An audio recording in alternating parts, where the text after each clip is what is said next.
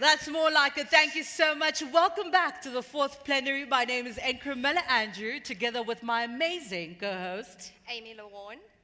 And I'm very excited to announce this final plenary session of the convention this year.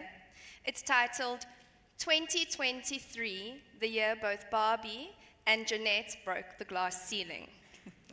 Jeanette MARAIS is the newly appointed CEO of the Momentum Metropolitan Group. She holds an executive MBA and a Bachelor of Science degree.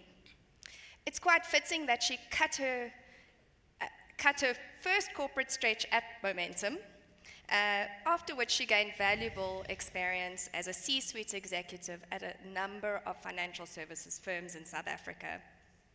She has a performance history of building strong, profitable businesses, an extensive knowledge of financial services, the retail investment market, intermediary distribution, and operational aspects of investment management.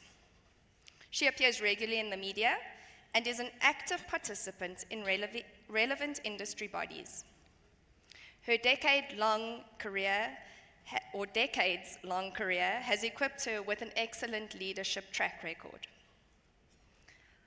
Jeanette is a country girl who grew up on a farm in the Free State.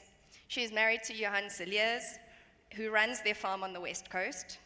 Jeanette believes in keeping fit and has competed several marathons, ultramarathons, and trail runs over the last 20 years. She loves flowers and has a dream of owning her own flower shop one day. Making a difference in the lives of clients, her colleagues, and empowering women are what energizes her daily.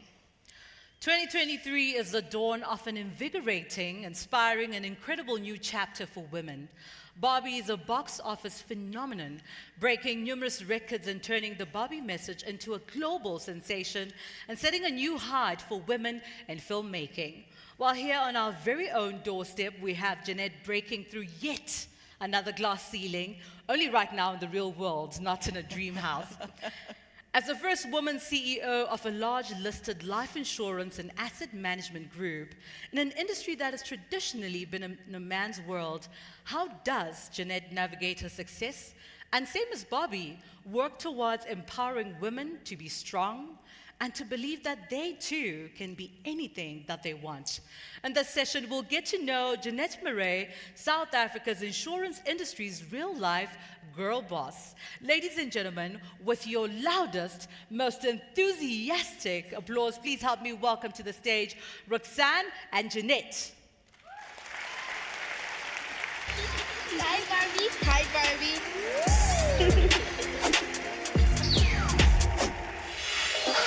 Stop playing with them, riot. And I'm bad like the Barbie. I'm a dog, but I still wanna party. Big felt like I'm ready to bend. I'm a 10, so I pull in a Ken. Like Jazzy, Stacy, Nikki. All of the Barbies is pretty. All of the Barbies is bad. It girls, and we ain't playing tag. Roxanne, I think this is the moment I say lights, camera, action. Thank you, Encremel. Welcome, Jeanette. Thank you so much for joining us today.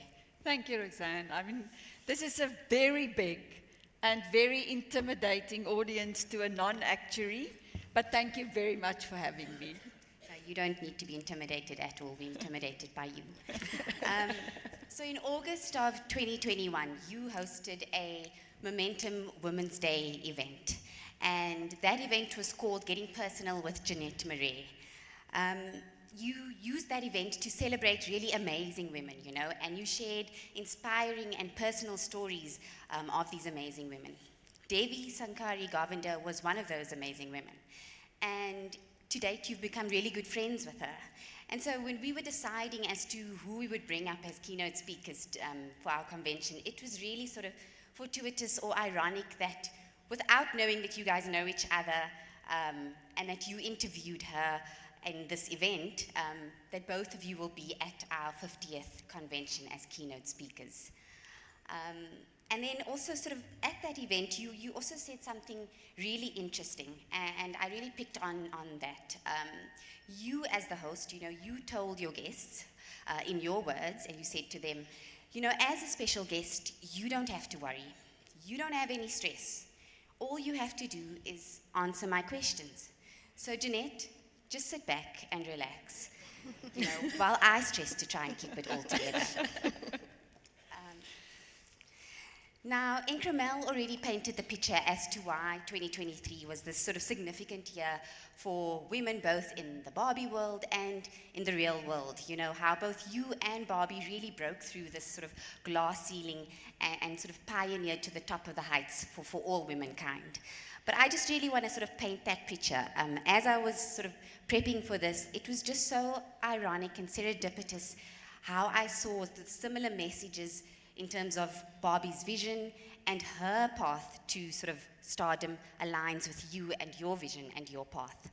Now, just to sort of give you some context again, since Barbie made her debut in 1959, her purpose has always been to inspire the limitless potential within every girl, and to empower them to imagine themselves in inspirational roles, to be anything they wanted to be, and that they have choices. Ruth Handler, who created Barbie, which was inspired after her daughter named Barbara, where she saw her daughter playing with one-dimensional paper dolls, she was a fierce businesswoman and entrepreneur. Ruth Handler was the first president of Mattel Toys, and she was also the co-founder. To date, there are 175 different Barbies in existence. Barbies with different hair, different body shapes, different skin tones, and different abilities. In 1985, the business executive Barbie was released. And that was also the same year that you matriculated. So as that Barbie released, it sort of inspired you into this sort of executive stardom path as well. In 1985, Mattel and Barbie also released their campaign entitled "We Girls Can Do Anything," to really just inspire girls to believe in themselves and their dreams. And then I think even more amazing, the new CEO took over of Mattel in 2018. And in that year, he gave the okay to create a real-life Barbie movie. So that Barbie movie's been in the making for 5 years. And then similarly, in 2018, you rejoined Momentum Metropolitan as Deputy CEO, a 5-year path to sort of set you on the path to where you are today. And now here we are in 2023, where Barbie is a box office phenomenon, breaking numerous records, and not only turning the Barbie message into a global sensation, but also setting a new height for women in filmmaking. Similarly, you are here in the real world, breaking yet another glass ceiling as the first woman CEO of a large listed life insurance and asset management group, and setting a new height for women in the life insurance industry.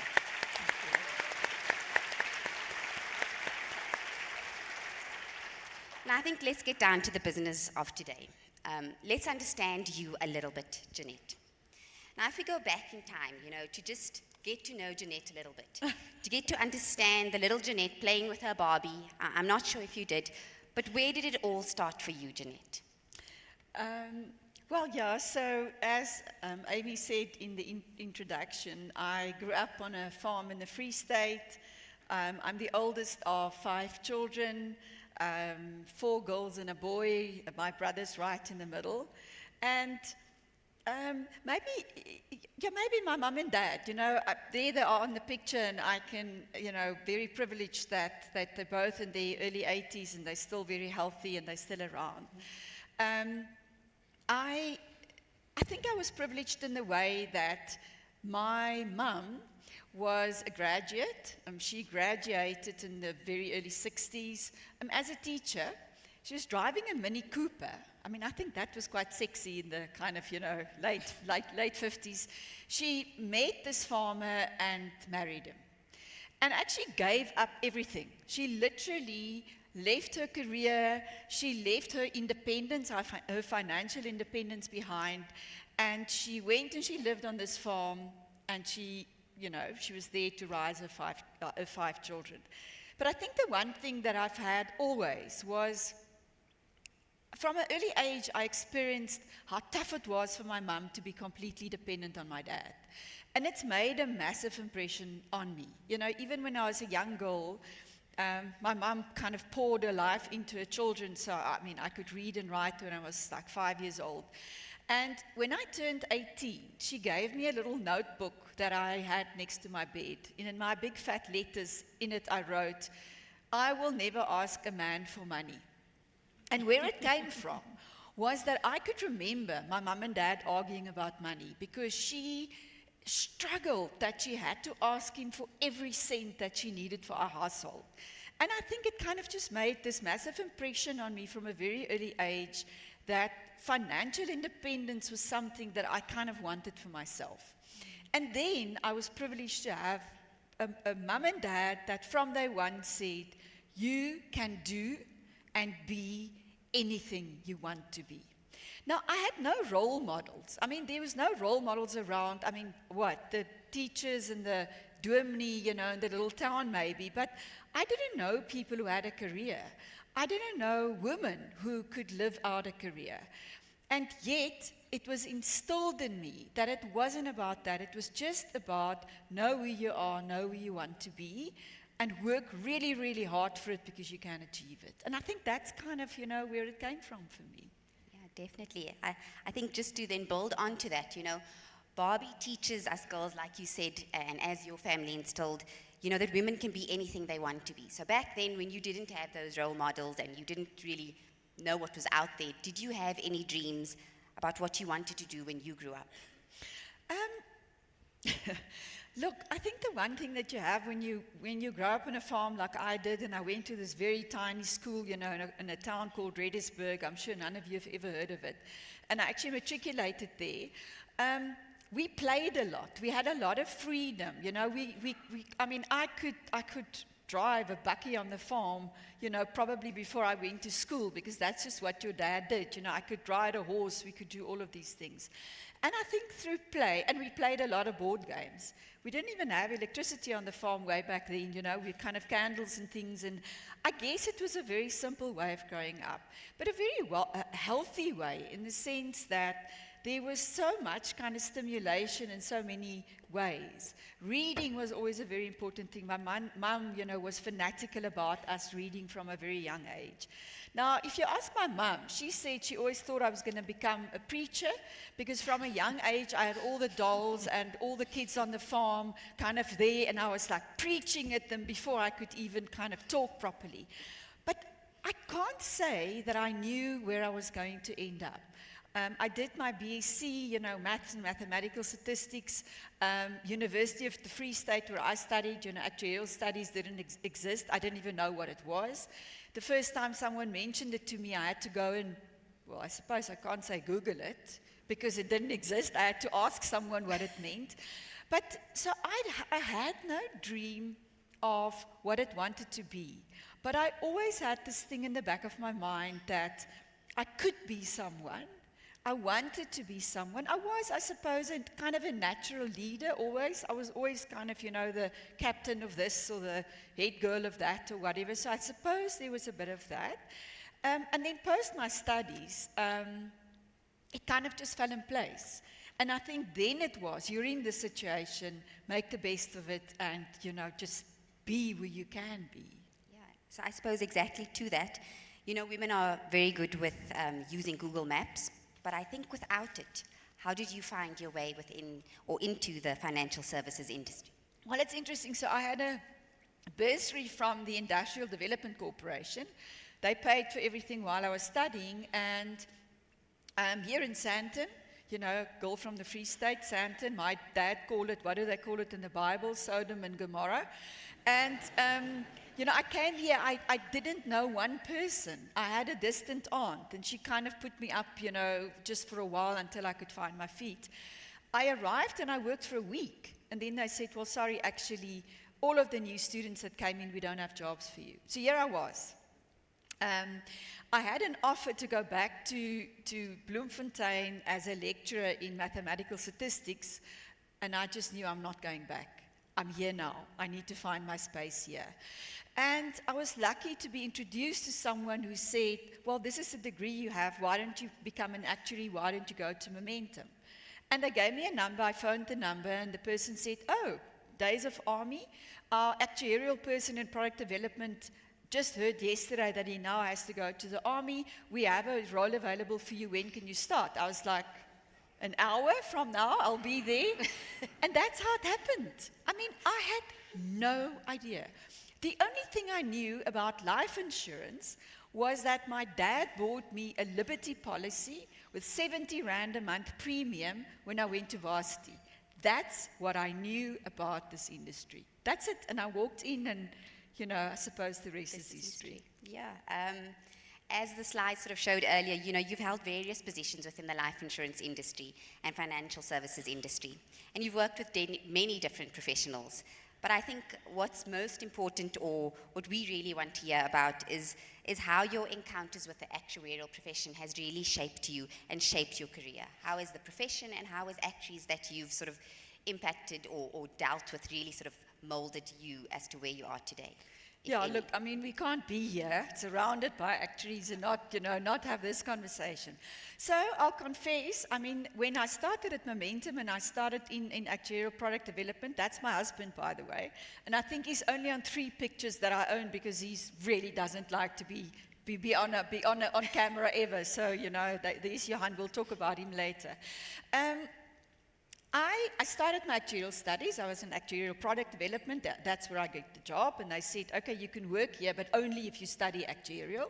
So I started my subjects. I mean, of course, I didn't do it at varsity, so I picked the faculty, and, you know, the books arrived in a box, and there I was on my own doing my job every day and studying at night. And also realizing pretty soon that in order to make it in a life company, you had to pass actuarial subjects, one after the other. I mean, that's how it was then. I don't know whether it's the same today, but that's how it was for me then. And I did. I passed, I had exemption for 1 or 2, and I passed 4. And every single day, I just realized, this is not the job I want to do. I mean, it's one thing to have the qualification, but the job for me was not. You know, when the phone was ringing, everyone was like ignoring it. I was the one running to grab it. There was just like something else that I needed. And the decision to not continue my actuarial studies was a very big deal for me, because it was the first time that I, in my own way, failed something, that I gave up on a dream. And I'm sure that 100% of you in this room, being actuaries, have never failed at things. I mean, you pass these subjects, you're clever, you do these things.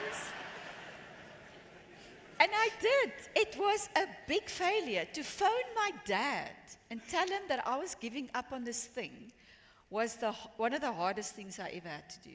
And I also realized that in my career, it was going to count against me. Because here I am, I'm in actuarial product development, and I'm not going to be an actuary. Now, I mean, I think just to all of the high performance here, you know, I do want to say that sometimes when you make decisions like this, even how hard they are, I also have a belief that every actuary has to at least fail one subject to realize that you're human, and that, you know, it's okay, you can overcome those adversities. But I had to work through that, and I had to then find my own way. But I think what helped was finding my way in a place that was true to who I am and was, and who I wanted to be. But I'll end this by saying that, at least for the first 10 years of my career, and now again today, most of my colleagues were actuaries, are actuaries. I was surrounded by actuaries. I was influenced by actuaries. I was molded by actuaries. I was formed, and they were my mentors. I mean, I was always impressed by the incredible kind of pragmatic way in which they took decisions. That I really, really loved. And then, you know, being a non-actuary, I don't think there are many non-actuaries actually, you know, being CEOs of life companies. I had to also make peace with the fact over the last while that I don't bring to a qualification to the table. I bring other things. But because I am a different person, I need the best actuaries in the industry to surround me, to make me strong and help me to be the CEO of a life company. Definitely. I think we've all failed 1 or 2 along the way, and so we do definitely Job know about applications afterwards, right? And so even though I know, it's by time that appointment of this nature has happened within the life insurance industry, I think your appointment was definitely not a tick box exercise, and definitely says more about you being appointed as a leader who has earned her stripes, and it just happens to be that you're also a woman. But you are setting the path for all females in here and out there. You being a trailblazer and a forerunner, pioneering a new era for women in leadership within South Africa and within the insurance industry.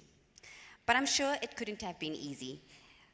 Being a woman in a traditionally male-orientated sort of world and environment, what challenges did you face, and how did you ensure that you not only show up, but that you arrive? Well, so here I walk into Momentum in 1990, giving away my age, and I look up and I look around, and it's white, pretty Afrikaans, and all male. In fact, in my entire 30-year career, I've never had a woman more senior than me in any organization. So I've had no female role models that, I could kind of, follow in their path. And I took that quite seriously, that I was opening, I suppose, doors and thinking in new ways for women. But what did I face? I guess, I can't tell you how many times I was asked to pour the tea. I can't tell you how many times I was asked to take the notes. I always chirped and said, maybe it's because I've got the best handwriting and not just because I'm a woman and you think I'm your secretary. I had a situation one day when one of the guys said, oh, I'm glad you're here. The place for the secretaries is not at the table, it's there. And, can you pour the tea before we start? And you know what, in those situations you realize it's make or break, because you are very junior. The person who made that mistake, because it's a mistake, actually probably didn't mean it or realize what he was doing, because he probably didn't even know where I was. And it's make or break in that moment. The way you respond to these things is what's going to determine what's going to happen afterwards. My attitude to that was, well, you can look up and around and think there's no space for people like me in this organization. Or you could look up and around and go, yes, they're going to need a woman soon. And I'm going to make sure that I'm ready. I'm going to make sure that I work harder, I learn more, I'm better prepared. If that opportunity arises, that I'm there and ready. But then, that's also not good enough. You still have to raise your hand. You still have to say, notice me. You still have to apply. And you still have to find your voice in a situation like that. So yes, it was tough. Many times I had to cope with quite tricky situations. In the very early days, the way we did business, there was no such thing as conflict of interest. We went on these perverse incentive overseas trips, that's how it's been labeled. I was there hosting these people. I went on many, many hunting trips, me and a whole lot of men. And you know what happens after a few drinks? You got to watch your back. Those things I had to cope with. But my attitude was, I don't make an issue of things. I remain in control of a situation. And I need to be fun to be with. And I think I was fun to be with. I can definitely attest to you being I fun. hope so. Wearing pink for me, thank you. What can we expect to see from you as a leader, and as the Jeanette we've come to know in your new role as CEO? What do you think that the most important qualities are for being a successful leader to you? Well, look, I think there are many things. So let me get the first one out the way. I know that I have a reputation that I am very tough. It's the truth. I am tough. I had to be tough to be here today. But I think, tough is a label people can kind of, hang around your head and kind of, give it to you. But I think there's so more to me than that. The toughness comes from the fact that in most organizations that I joined, I had to clean up. I suppose I built up a bit of a reputation for if you need things to be fixed, bring Jeanette in, she'll come and fix it. And I did. Now, I deeply believe in a high-performance culture. Now, I don't think any organization will ever say they don't believe in high performance, but the point is, what does it really mean? For me, high performance means that you commit to things and then you deliver on them. It means that in all organizations, there are always people who actually do not live up to or pull their weight properly. And sometimes those people need to make space for people who can deliver and who will deliver. Now, that's where that reputation comes from. And I'm kind of unashamed about it because I think all organizations do need leaders like that. But here's the difference. You can do it by only being tough and hard and, this is the hatchet person that come and fire. I care more deeply about people than, I think sometimes most of the other leaders that I've seen. And for me, the belief is that care and accountability is not mutually exclusive. It doesn't say that because I'm tough on you and I keep you accountable to deliver, that I don't care. And I think when people get to know me, I often kind of giggle behind my hand when people say, when you joined, I was so scared of you. But you're actually really nice, and you're actually generous, and you care for your people. And I think if you have, as a leader, the ability to bring those things together, magic happens.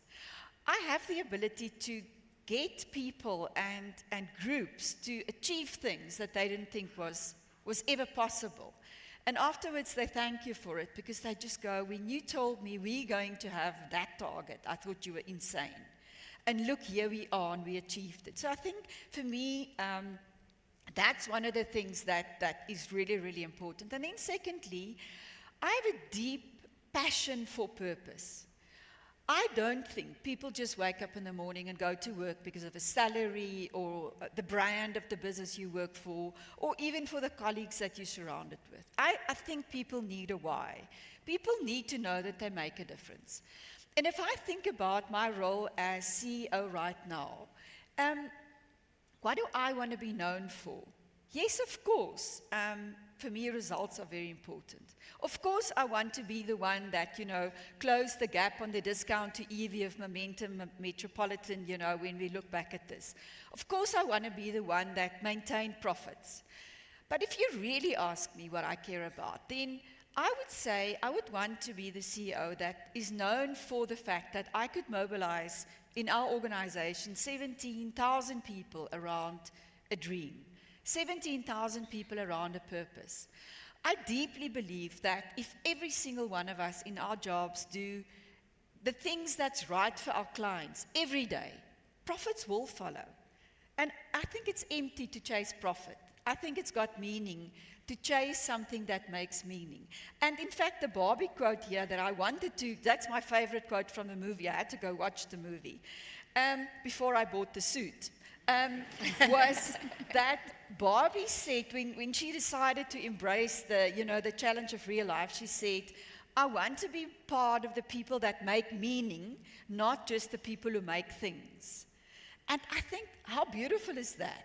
Because if you make meaning, if you make the difference in the lives of clients, we know 6% of South Africans can retire with the same lifestyle that they had before retirement.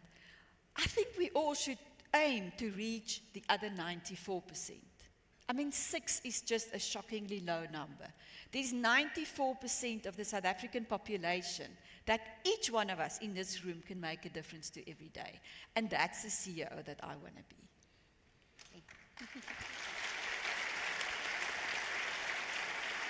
Jeanette, I must ask, are you nervous about this next chapter in your life? I am so nervous. Honestly, you apply for the job, you raise your hand, you go through quite tough processes. Ours was about a 6-month process before the final decision was made. And it kind of built up, and at some point, it started to also, it becomes kind of almost an obsession, this thing that you're going after and that you want to have.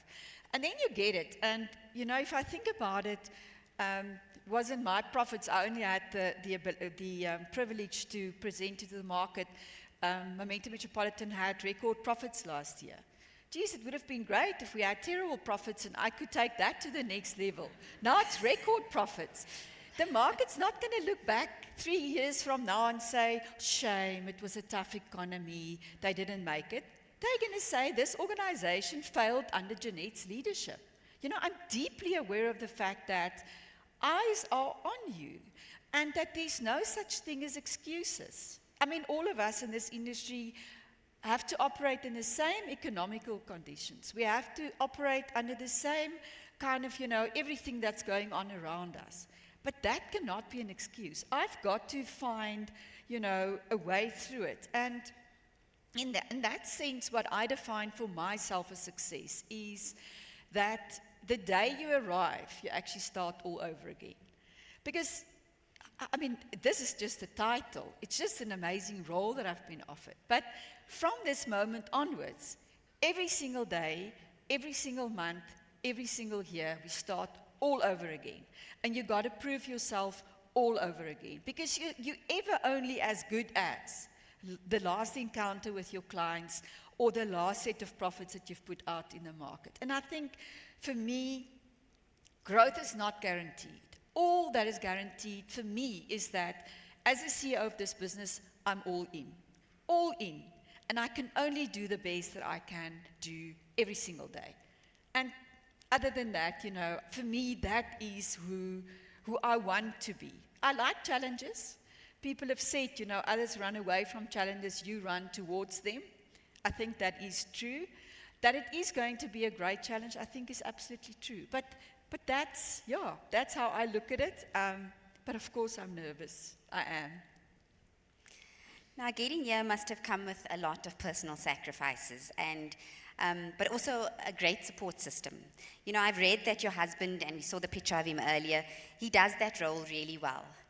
Maybe can you give us some insight into him, into your relationship, and how you guys make it all work?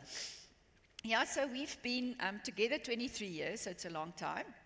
So I've always said to Johan, you can't now suddenly wake up and want, a wife and someone that cooks and do all of that stuff, because you got me the way I was. You knew what you were getting yourself into, so you can't complain about that. But, the way our setup works is that, firstly, Johan is my fiercest critic.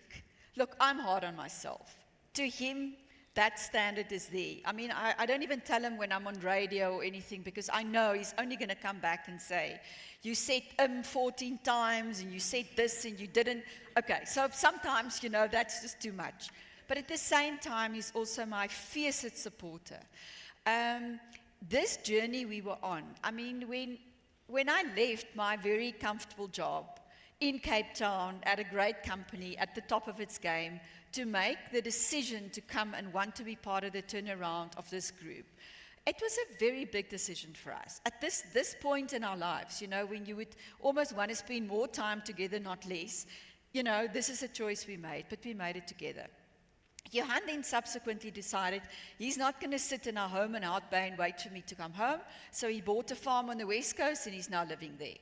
So the way my life works is that I get on a plane on a Monday, I'm here all week, I fly back Friday, and then I drive to our farm there. I take food, little buckies of food that he then, heats up in the microwave all week. I take his washing there. And then I do not work on a Saturday, and I do not touch my computer on Sunday until 3, 4 o'clock that afternoon when I leave. We made peace with the fact that we've got a day and a half, maybe a 2-day marriage. He thinks he loves me more because he doesn't have to be with me all the time. And it's probably true. It's probably easier that way. But I think the point for me is that I need to be truly happy in the bit of the private part of my life that I have. We live with one phone call a day at 10 o'clock at night. No matter where I am in the world, 10 o'clock at night, I drop everything and I have my call with Johan. I've also learned through the years not to share everything with him. He's very opinionated about things, and I often that irritates me so much because I wanted to just tell him I didn't want a solution.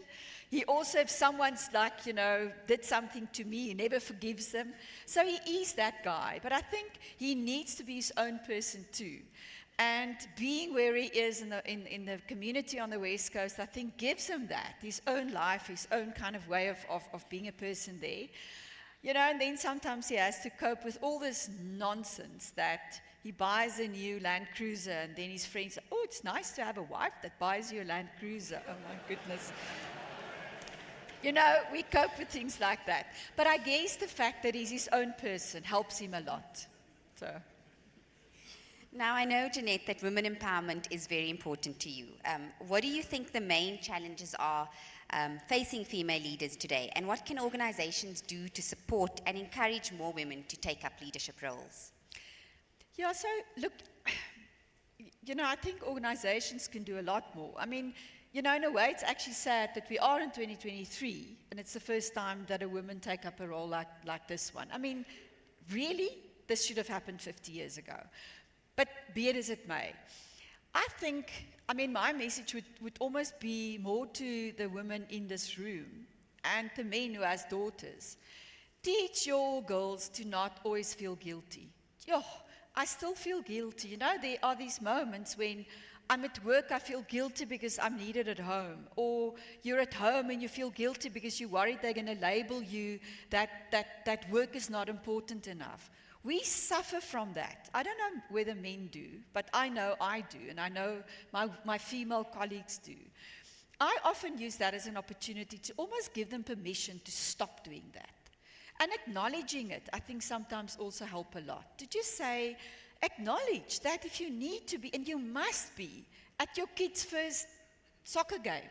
If you miss the first one, the second one is never the first one, right? So I think there's that. And I think my almost deep love for family and what it means and helping people to get over, women to get over that sense of guilt, I think is first thing that helps a lot.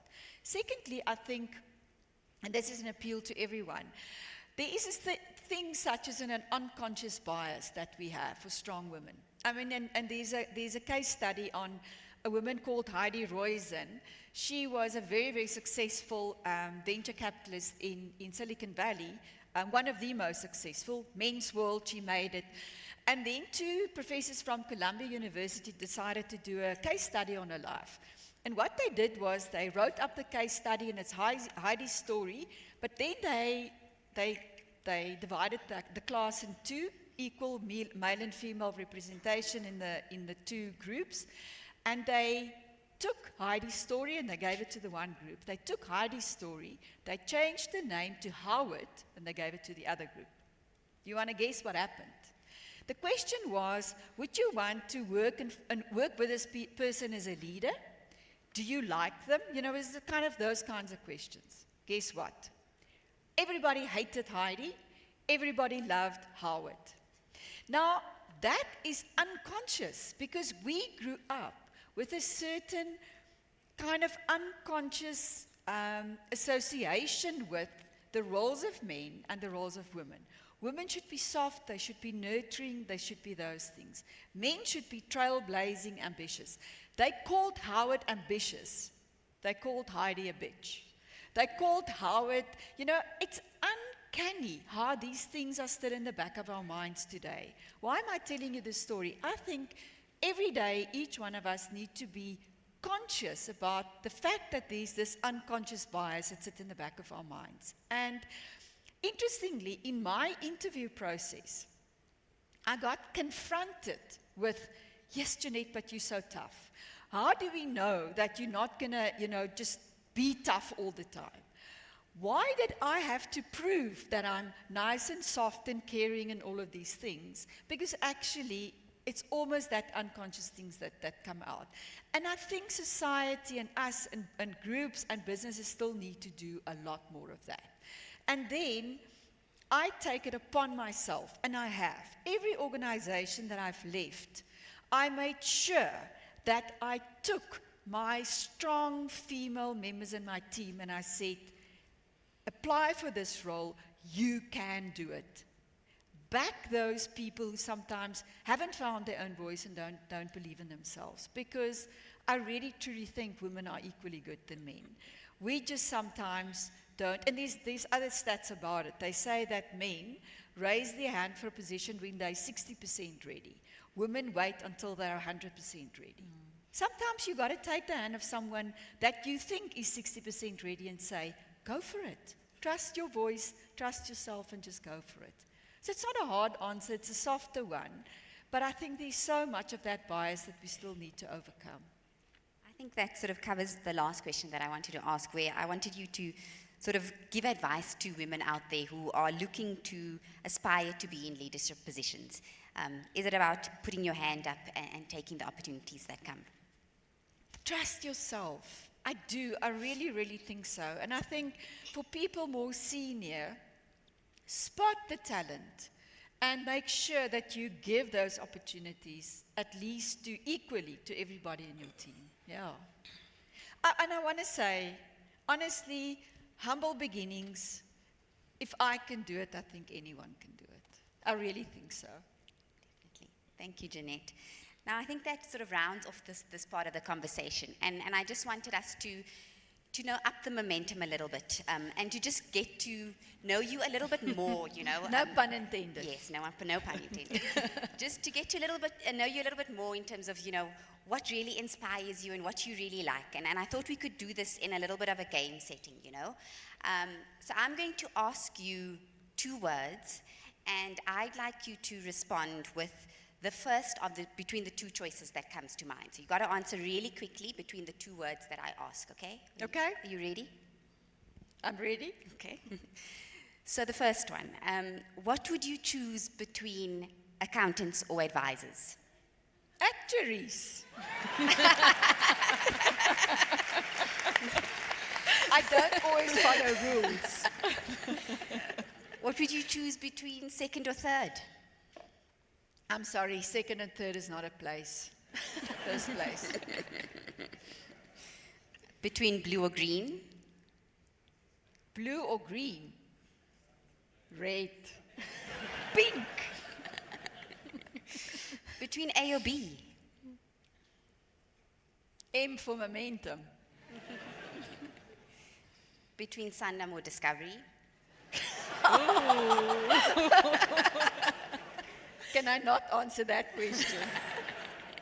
You know what that answer is. Definitely. And then lastly, between Wonder Woman or Black Widow?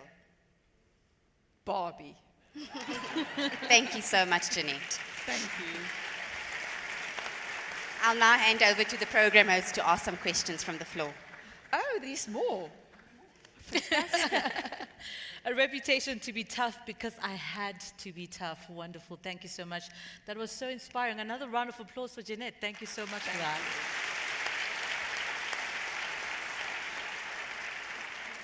I know the audience is very eager to get to know you more as well and ask questions. So we'd like to extend the conversation into the audience and have a little bit of dialogue with Jeanette. We'll give preference to the questions in the room. I see this hand was up first, so I'll ask the roving mics direct a question, then we'll move on. Thank you. Jeanette, it's such a pleasure to listen to you. My name is Memri Zimba. I am the previous chair of the Actuarial Women's Committee. Certainly, it's nice to have somebody in your position sitting there and being honest about the experience. I was in the insurance apprentice, something I tried to hide, but you did bring up what it means to be seen as a tough woman, and it's unacceptable. And you find yourself reacting in a tough manner, not understanding how you built up that toughness, and then being criticized for it, and being told it's not okay for you to be like that, when all the people around you are like that. So what would you tell those young ladies and those little girls who on the inside feel like it's unacceptable to be who you are in terms of how you have gotten to where you are, and it's okay that you're tough and you're not always smiling, but if you want to put on a pink suit, it's also okay. What advice would you give that little girl? Because at the end of the day, no matter how strong you are, there's still that little girl inside of you crying for acceptance, crying to be recognized, as opposed to being judged for simply fitting into an environment that has been structured for you not to be soft? Sure, I mean, that's a brilliant question. I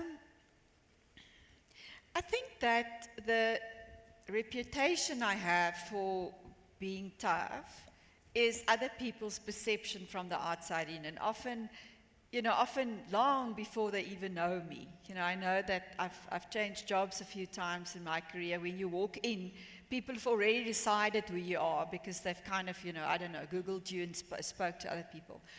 For me, it was always about being authentically me and trusting that who I am is actually all I can bring to the table. It's also the best that I can bring to the table. Now, I spoke earlier about the attitude with which you respond to things, and I think that is quite important. Because in any situation, you could be the victim, you could get angry, you could kind of get into a fight about things. I think for me, I was always quite deliberate about the fact that, I don't make massive issues out of things. I'd rather sit back and think, okay, what can I learn from this, and how can I best handle it? Even criticism. I think none of us really like to be criticized, but I've also learned through the years that people who criticize you and they come from a good place, that's where they really actually care enough to tell you things that you should hear, and from those I've learned most. I'm very hard on myself. I drive home every night and I go through every kind of meeting and conversation, and I tell myself, geez, you didn't handle that well. Or you could have responded differently. Or, you could have done better.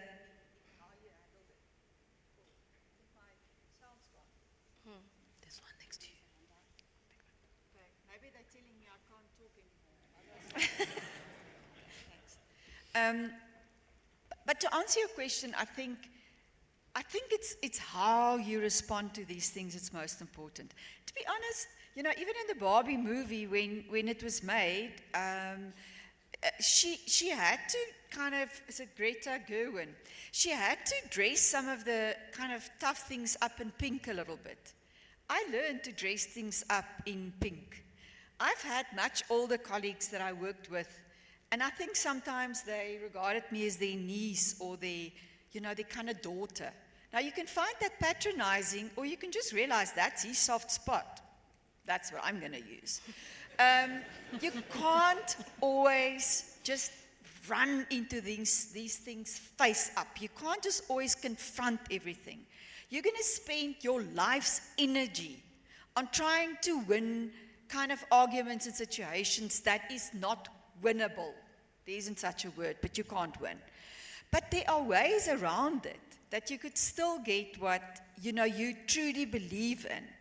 But you don't always have to fight for what you believe in. There are other ways in which to achieve it. So I think it's a game. And early on, you need to almost learn the rules of the game.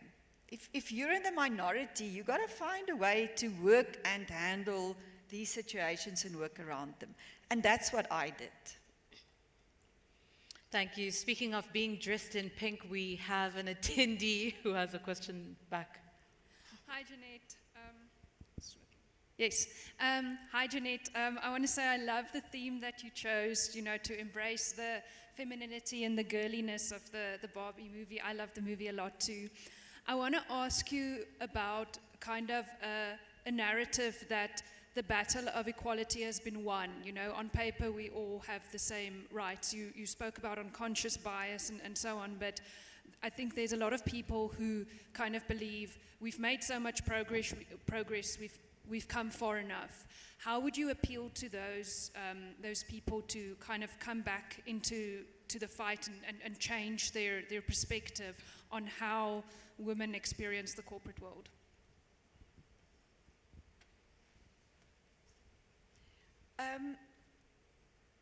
Look, I think I have a theory that, it's actually one of my colleagues, Nantokozo, our head of marketing, that came up with this, that said, that the strongest kind of form is a triangle. And the moment you're in a boardroom or in a meeting and there's three of a kind, it becomes stronger. And it's actually quite true. When we were two women on Exco, we were completely, in the minority. Now that we're three, it feels like we can kind of stand together a little bit. We intuitively have the same reaction to things. We support each other a little bit more, and in a way it just becomes easier. So I think we've got to be conscious about the fact that it's about diversity. It's about the diversity of views. It's about the fact that we are wired differently. We are. But we've got to allow each other to bring those differences to the table. I'm not sure that I'm answering your question 100%, but the point is there needs to be a conscious choice that we want to change. Whether it is, around bringing more females into the boardroom, whether it is about transformation. For me, it's not about transformation of females, it's about the diversity of views which bring a much richer conversation or perspective on debates. And then we need to allow each other to have a voice. I mean, just very recently, I'll tell you this story. Recently, as in I was already announced as the CEO. I was in London and I met with a kind of a provider, but he was on the defending end because I wasn't happy with, the progress that they've made on a project. But my UK CEO, who reports to me, was in the office. I said, come, you join me here. He's a male. This guy, British guy, physically turned his whole body language. He spoke to my male colleague. I was sitting there. I asked the questions, he answered my colleague, and so on. Now, you sit in those situations, and you could do many things. I could have called them out on it. I could have said, hello, excuse me, can you talk to me? Can you do those things? I think that's where people sometimes almost lack that awareness of what they're actually doing. I'm sure if I told him what he was doing, he might not have thought that he meant to do it exactly that way. But for me, it's about the fact that there are many different opinions in a room, and if you don't get those out, you actually get a very one-sided view on things. So, am I answering your question? I hope I am in a way. But I think we all got to be conscious about it all the time. It's not going to just happen by itself. It's easy to just surround yourself with the people that look and sound like you.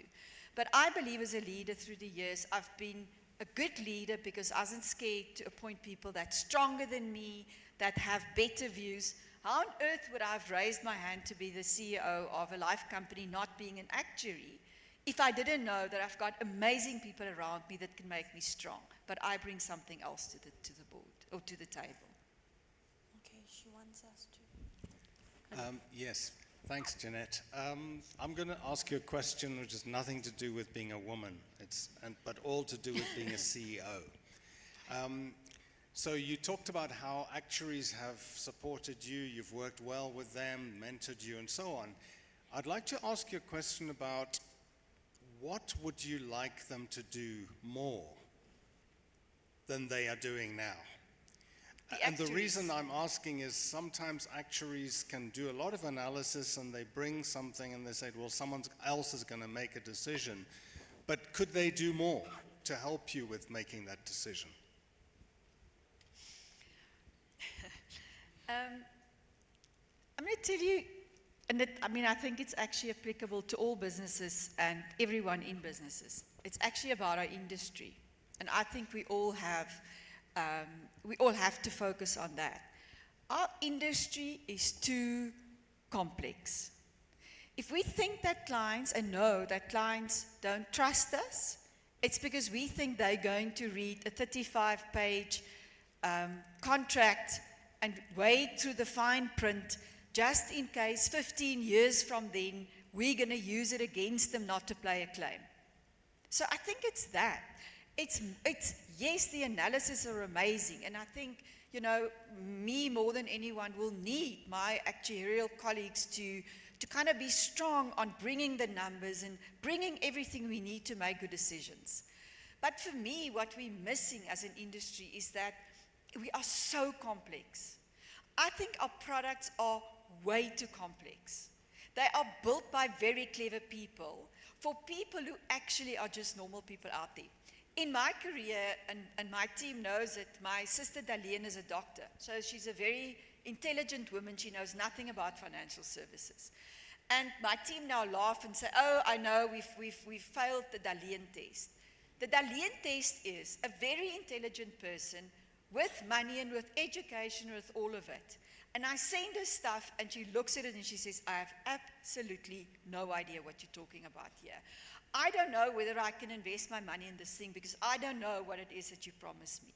So I'm answering your question in a different way, but I think all of us have the obligation to try and simplify our products, our way of communicating, our way of dealing with our clients, because after all, we all exist and we're all here because we've got to help South Africans to get to safe retirement and, to products that pay out and that they understand. That's what I think actuaries need to do more of. Thank you so much.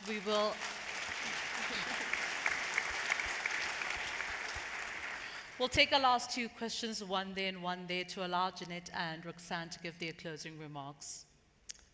Okay. Hi, Jeanette. Thank you so much for an inspirational talk. My name is Neo Malete. I wanted to ask, have you ever suffered from imposter syndrome? And even if you haven't, what would you say to those people, not just women, but who suffer from imposter syndrome? Thank you. I suffer from it every day. I suffered from it walking into this room this morning. And imposter syndrome is that thing that says, oh, they're going to catch me out, that I'm not good enough. I don't know whether it's my Calvinistic upbringing, that you can kind of never credit yourself for anything. It's always, you got to, let's not go there. The point is yes. The answer is yes. Many, many, many times in my life, I've suffered from that thing that says, oh, they're going to catch me out. My way of responding was to say, okay, but what can I do to choose it? What am I afraid about? Am I afraid that I don't have the right knowledge? Well, I can learn. I can get the knowledge. If that's the thing that kind of make me feel the way that I feel. Am I just intimidated because, I'm with people who are smarter than me? I think that's the best room to be in. I always want to be in a room where people are smarter than me because then I know I'm in the right room. But I think you got to kind of acknowledge it firstly.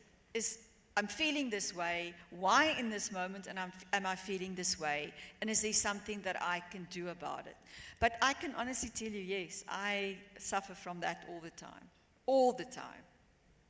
And especially now.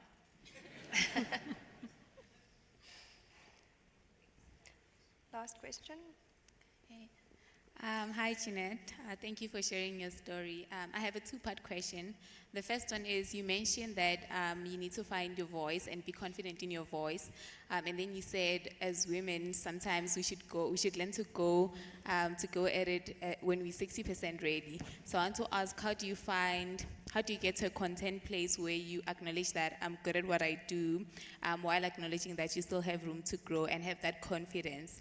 And the second part is, as a leader working with a team, people have different views, and everyone has their way, they have their own thoughts on how they think things should go and work. So how do you strike a balance between encouraging input from the team, but also trying to structure direction as a leader of the team? I hope I heard everything and I got it right. So you're saying take the best out of the team, but at some point a decision also needs to be made. Is that more or less, is that a good summary of the? I think in general, people want leaders, and people want leaders who are strong and who can take the lead and make decisions. Now, it is the one thing that I'm not afraid to do. I'm not afraid to have not all the information available and at least set the direction. Because I think that's the thing. If you are flexible enough that you could start to give direction without making that kind of final hard decision, at least you can start to move systems and people along in a specific direction. So I think that's the one thing. I'm very comfortable with coming back and saying, now we have more information, we need to change direction. We've made a decision, but that's not ultimately the only answer. Actually, we need to change direction. The leaders I've learned most from in my career was the ones that couldn't do that. Made a decision, and then I suppose they needed to resign from the organization before anyone can change that decision because their ego kept them on that role. I think as a leader, you have to have little ego or no ego around the decisions you make, because then that keeps you anchored in what is the right thing at the right time for your organization. But I have found and experienced that people can talk and talk and talk, and there's a point at which someone has to say, okay, we've heard all the voices, we've heard all the opinions, this is what we're going to go for. And that has worked for me through the years. That ability to actually not have all the information available, because sometimes you just cannot wait for all of it. You've got to start going into a direction even without all the information, but then have the courage to change and move in a different direction if you see that either more information or something else has come along that actually changed the decision that you've made. And that's the way I go about it, because I don't think decisions are things that is hard, black and fast, it's made and now suddenly you can't move or you can't change. Be flexible around it, but take the lead, because we all can't just sit around, looking at each other and hoping that miraculously we're going to go in a different direction or in a specific direction. You've got to take that lead and then, go with that and go with conviction. But I think what's part of it is not just the hard decision, but the ability to set a vision. Because you don't need to tell people how to get to that end point. If they're inspired by where you're going and they believe in that goal, people will find their own way, especially if you're surrounded by the right people, intelligent people. I never wanted to be told how to be done, to do something. I loved the fact that I knew where we were going and then give people the freedom to find their own way there. Jeanette, thank you so much. I certainly have thoroughly enjoyed this conversation, and it's truly inspiring to hear you be so authentic and honest in your answers. I'm going to hand over back to Roxanne for the closing. Yeah, so just to close off, Barbie is a massive blockbuster, but are we looking forward to seeing more movies about toys? No, we're looking forward to seeing more movies by and about leading women. Similarly, Jeanette, you are our inspiration with all your accomplishments, but more so with your passion to set the scene for women to follow in your footsteps. I'm a huge Jeanette Marais fan, and I cannot wait to see what the next 5 years has in store, and the impact that it will bring on women in leadership roles. Keep championing and being a forerunner for women empowerment and leadership by continuing to do what you do so well, and just like Barbie, inspiring and showing us all that we can be anything we want to be. Go CEO Barbie. Thank you so much, Jeanette. Thank you for sharing. Thank you for being such a great sport. And we just have a little something to just say thank you and for you to remember us by. Thank you so much. Jeanette Marais, everybody, a round of applause. Thank you so much for being with us today, Jeanette.